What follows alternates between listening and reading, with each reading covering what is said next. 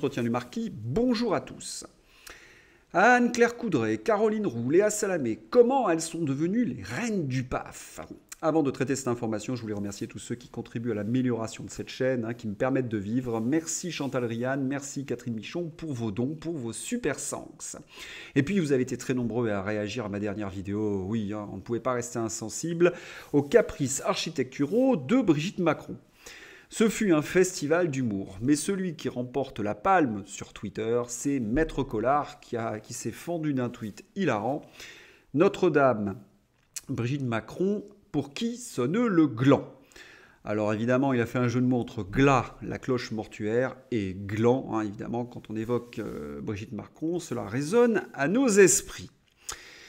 Eh bien, toujours dans cette continuité triviale, gauloise, j'ai vu un article dans le Figaro, à la une, juste à la droite de l'article consacré à Vladimir Poutine, qui m'a stupéfait. On le regarde, Anne-Claire Coudray, Caroline Roux, Léa Salamé, comment elles sont devenues les reines du PAF? Est-ce que le journaliste a conscience qu'il y a une très grande ambiguïté dans son titre? En effet, PAF signifie certes paysage audiovisuel français, mais vous connaissez l'expression saute-au-PAF. PAF, c'est ce que voulait Brigitte Macron mettre en haut de Notre-Dame. Donc, le titre a une connotation sexiste assez étonnante. Des stars du porno, nos journalistes français, dans une certaine mesure. Car lorsqu'on lit l'article, on s'aperçoit qu'en effet, que ce journaliste a beaucoup d'humour. Qu'est-ce qu'il nous dit?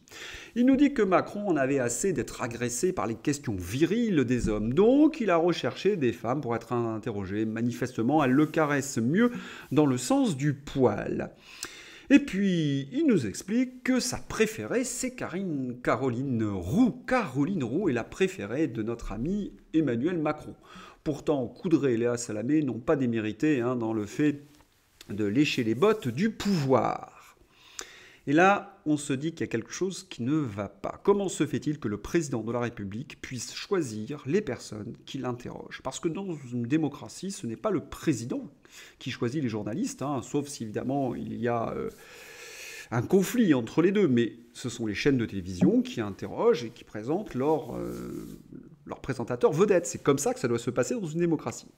Or, lorsqu'on regarde ces journalistes, Anne-Claire Coudray, Caroline Roux ou Léa Salamé, elles agressent systématiquement les leaders de l'opposition. Elles leur coupent la parole, elles profèrent des fake news, elles sont infectes. On a même vu Léa Salamé passer un savon, une colère contre Bardella dernièrement, Jordan Bardella. Et le sujet de sa colère, c'était en plus une fake news, un coup monté par Libération. Vous vous en souvenez, j'en avais fait un numéro comme quoi l'extrême droite allait déferler sur la France. Par contre, lorsqu'elles interrogent le président Macron, elles le laissent parler. D'ailleurs, ce sont des réponses qui n'en finissent plus, qui sont assez ennuyeuses.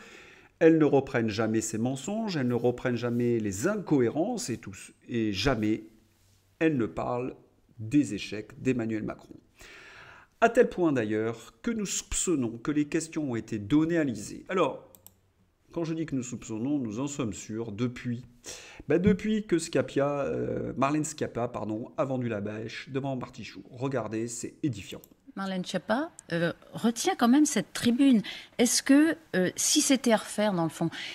Pourquoi je vous pose la question? Parce que vous l'avez dit, pardon, juste, je termine. Oui, allez-y. Encore une fois, je vous ai entendu à plusieurs reprises. Et je me suis dit, peut-être ce matin, c'est l'occasion de purger, parce que, encore une fois, il reste l'idée de cette tribune. Est-ce que, si c'était à refaire, vous la referiez de la même façon? Pardon, excusez-moi, question simple. Ouais, réponse très simple. En fait, quand on a préparé cette émission, je vous ai dit qu'hier, on avait un séminaire de lutte contre le séparatisme. Et vous avez dit, moi, Nicolas Hulot, j'en parlerai pas parce que ça m'intéresse pas. Moi, je vous ai dit ça. Moi, je vous ai dit ça à ma conseillère, manifestement, jamais. Pour préparer l'émission. Alors là, je m'inscris en faux. Jamais. D'accord. Ni moi, ni l'assistante que votre attachée de presse a eue. On ne va pas régler des comptes maintenant, mais... Jamais. D'ailleurs, est-ce que vous demandez à des journalistes de ne pas parler de sujet? Vous savez très bien qu'il y a un échange avant pour savoir de quel sujet on va parler. Oui, mais est-ce que vous demandez à des journalistes de ne pas parler de certains sujets? Je ne demande pas à des journalistes de parler de certains sujets, mais quand on vous a eu au téléphone, alors je ne sais pas si c'est vous ou votre programmatrice, Mais bien sûr que si, Elisabeth Martichoux, vous le savez. Bon, on a dit qu'on venait pour parler du séminaire sur le séparation. Non, mais on ne va pas mentir aux gens. On a dit qu'on parlait. C'est pas une contre-attaque. Sur moi. Je vous ai posé une question sur votre responsabilité, Marlène Schiappa. Et on va parler ensuite. Mais moi, je vous ai répondu, Elisabeth Martichoux. C'est Marlène Schiappa qui avait 4 ans et demi, qui était à l'école maternelle quand les faits se sont produits, qui doit rendre compte de ce qu'a fait Nicolas Hulot dans les années 80. Mais quand j'ai écrit. Non, mais attendez. Ce que vous me dites, c'est que vous voulez plus qu'on vous en parle. Je suis là, je suis en train de vous répondre. C'était pendant la campagne électorale. On se souvient aussi que le président de la République à Strasbourg, lorsqu'il a dû faire face à des journalistes qui voulaient l'interroger sur des sujets précis, eh bien, le président de la République a refusé de répondre à leurs questions, suscitant la colère de ces mêmes journalistes. Donc, Emmanuel Macron ne répond plus qu'à des journalistes payés, subventionnés. Alors, comme ces interviews ont donné quand même des modèles de léchage de bottes et de lustrage du président, des chaussures du président de la République, des chaussures j'entends, on pense notamment à Darius Rochebin, celui qui avait eu des affaires sexuelles en Suisse, mais enfin laissons de côté, ça ne nous regarde pas.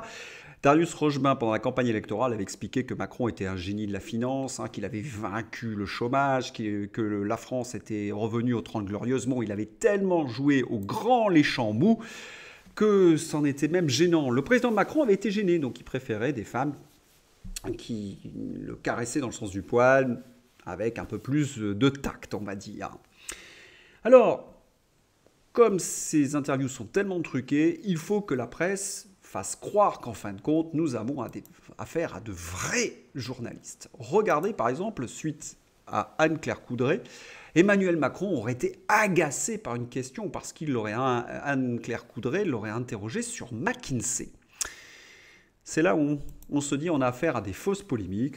Il y avait Emmanuel Macron surjoué sur la question de Anne-Claire Coudray et on voit bien que c'était scénarisé.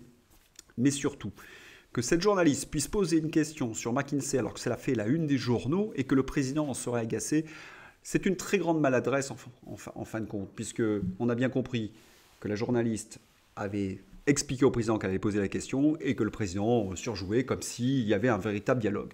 Tout est bidon. Moi, je me souviens d'un interview de Caroline Roux qui pose 3-4 questions et Macron qui parle pendant une demi-heure, sans être jamais coupé. Bon, on a compris, on a une presse aux ordres. Elle a pour objectif de détruire, de diaboliser, de ridiculiser les principaux leaders de l'opposition, comme dans toute bonne tyrannie, et de lécher le pouvoir. C'est ce qu'on appelle la presse aux ordres. C'est absolument sidérant et c'est ce qui se passe aujourd'hui en France. Alors, les reines du PAF, oui, les reines du PAF, 1000 fois. L'actualité est parfois assez amusante puisque Emmanuel Macron est confronté parfois à ses propres incohérences. En effet, Emmanuel Macron nous dit, lors de ses vœux à l'Épiphanie, eh bien, qu'il en a ras-le-bol des numéros verts. Il en a ras-le-bol, Emmanuel Macron, lui qui a abusé des numéros verts. À chaque problème, il préconisait un numéro vert. Ce que nous savons, c'est que ces numéros verts sont littéralement inefficaces. D'ailleurs, déjà en 2021, on dénonçait cette politique des numéros verts qui faisait croire que le président avait de la compassion pour les Français. Mais chacun sait que lorsqu'on téléphone à ces numéros verts, on tombe sur un pauvre diable. Dieu sait où, qui n'a aucun pouvoir pour répondre à la détresse de celui qui l'appelle. C'est tout simplement de la communication. Et Macron nous dit « Oh là là, ça ne sert à rien ces numéros verts ». Il critique sa propre politique en se défaussant sur des ministres ou Dieu sait qui, parce qu'il n'assume pas ce qu'il a fait.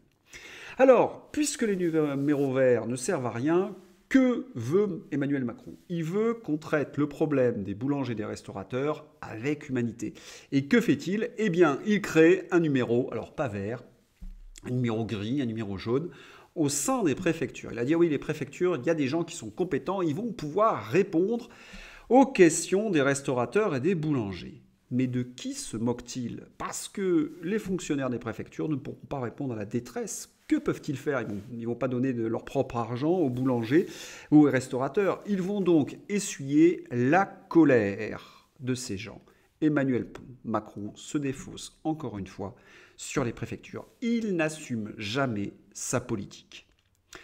Qu'est-ce qu'il fait? Eh bien, ce sont des soins palliatifs. Il donne du Rivotril et il le fait donner par des fonctionnaires de la République. C'est littéralement monstrueux. Et puis, il y a une vidéo qui illustre parfaitement qui est Emmanuel Macron. Alors, vous allez la regarder et vous allez me dire, qu'est-ce qui ne va pas dans ce que vous allez voir? tout ce que vous perpétuez de jour en jour, je vois que mademoiselle, elle ne se sent pas très bien. Et comme je sais comment ça se passe, je propose que vous vous preniez un verre d'eau ou un sucre, parce que vous êtes en train de lutter. Il n'y a aucun problème. Parfois, on n'a justement pas pris le petit déjeuner ou on l'a pris trop tôt, et puis on reste debout longtemps. Je ne me trompe pas, elle ne se sentait pas... Et nous allons demander aux fournisseurs de les renégocier et de le faire. Je pense qu'il faut que vous aidiez ce jeune homme, et je pense que manifestement... Alors, ouvrez les fenêtres, et que quiconque se sent avoir un vertige se désigne tout de suite, parce qu'il vaut mieux le dire avant que tomber.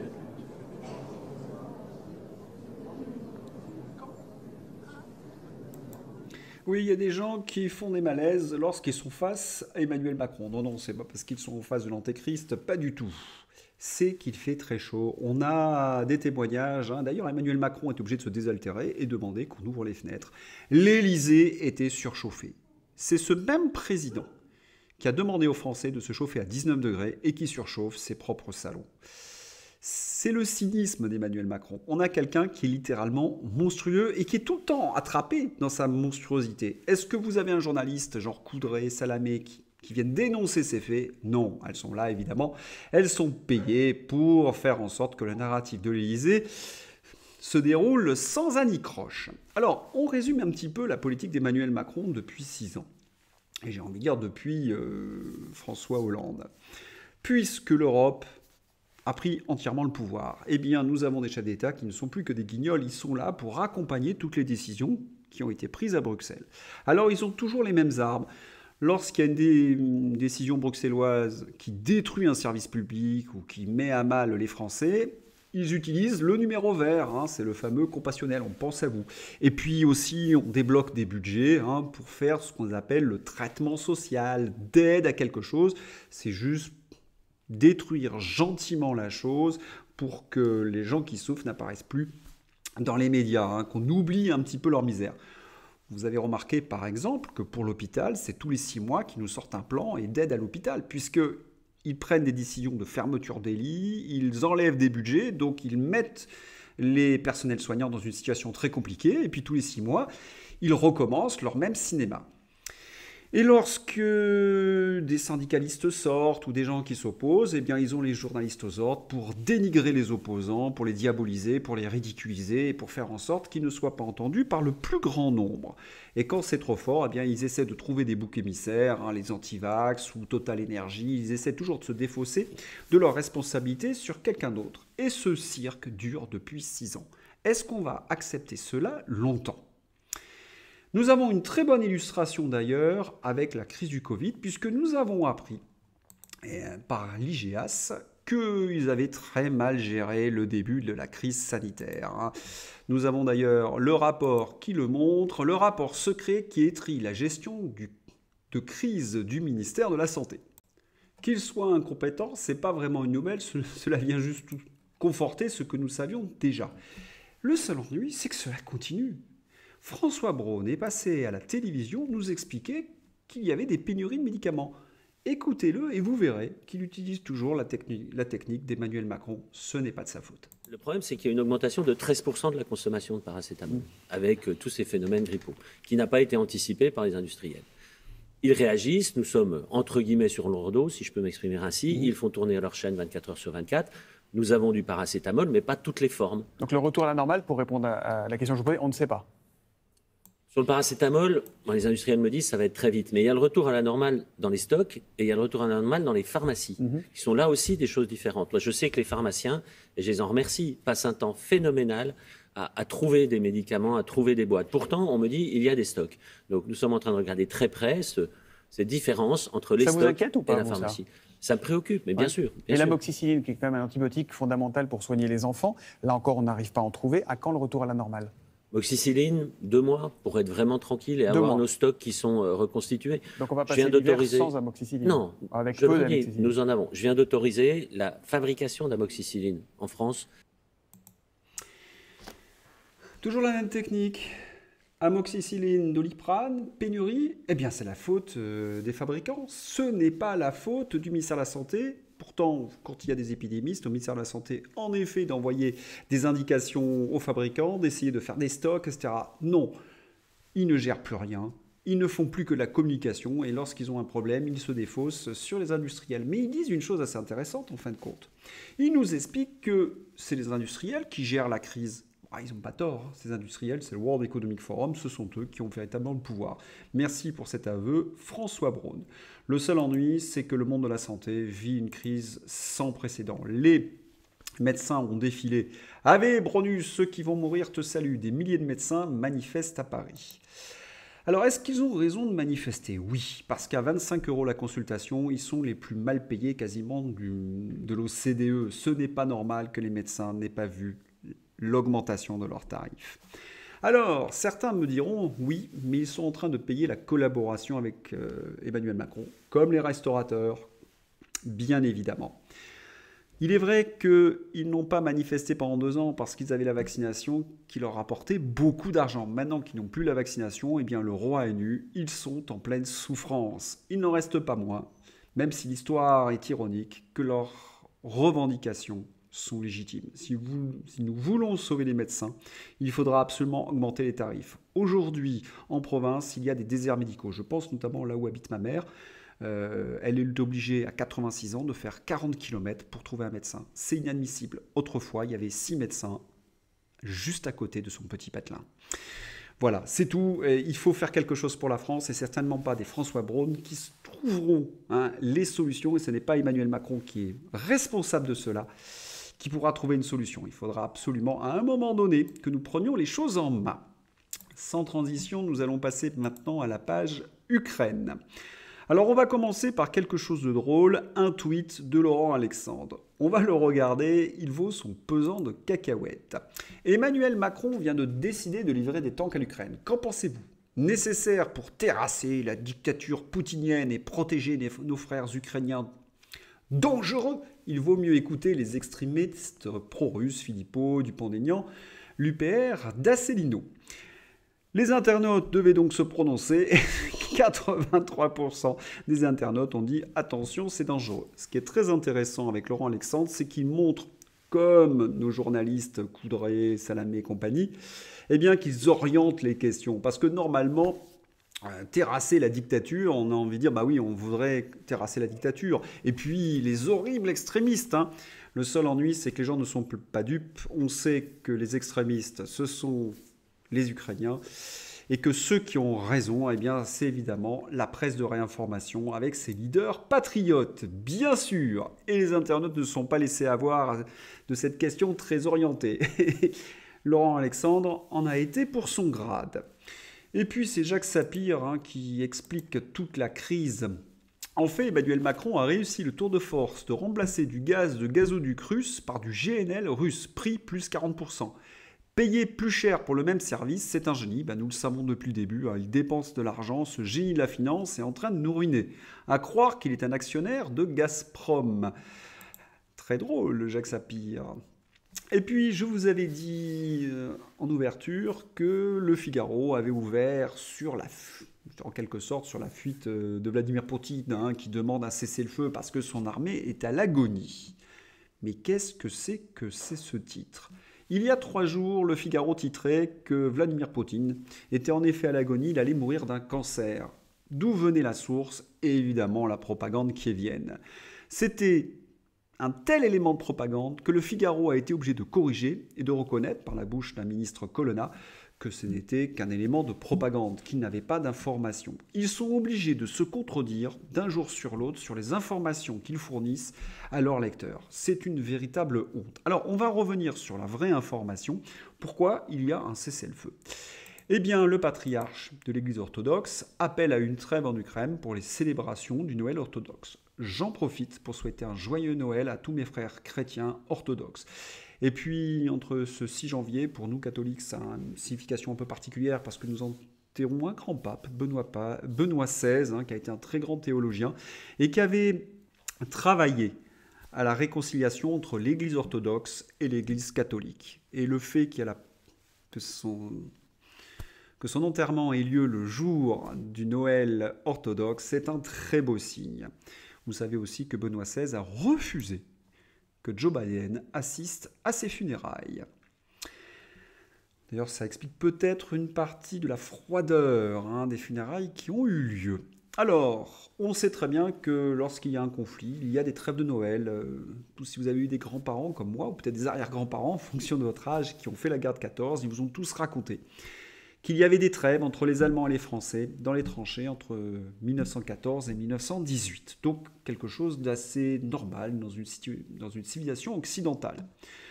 C'est donc dans ces conditions que le président de la Fédération de Russie, Vladimir Poutine, ordonne un cessez-le-feu sur la ligne de contact pour le Noël orthodoxe. Quand vous lisez le compte-rendu dans la presse occidentale, dans la presse aux ordres, c'est un torchon d'insultes, de sous-entendus, d'accusations gratuites, de manipulations. Vraiment, la presse aux ordres, ce sont vraiment des torchons. Voilà, j'ai terminé. J'espère que vous avez apprécié ce numéro, que vous allez le diffuser sur les réseaux sociaux, bien évidemment. Et puis, je vous souhaite une bonne journée. Bye bye.